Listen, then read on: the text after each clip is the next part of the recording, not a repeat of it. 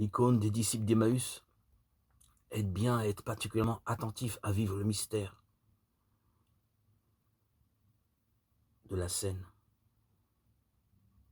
Sur la route de nos interrogations et de nos inquiétudes, parfois de nos cuisantes déceptions, le divin voyageur continue à se faire notre compagnon pour nous introduire, en interprétant les Écritures, à la compréhension des mystères de Dieu. Quand la rencontre devient totale, à la lumière de la parole succède la lumière qui jaillit du pain de vie, par lequel le Christ réalise de la manière la plus haute sa promesse d'être avec nous tous les jours jusqu'à la fin du monde. Matthieu 28, 20.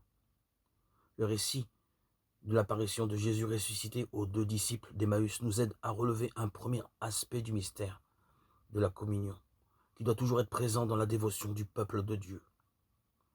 L'Eucharistie, mystère lumineux. Jésus s'est qualifié lui-même de lumière du monde, Jean 8, 12. Et cette caractéristique est bien mise en évidence par des moments de sa vie, tels que la transfiguration, la résurrection, où sa gloire divine resplendit clairement.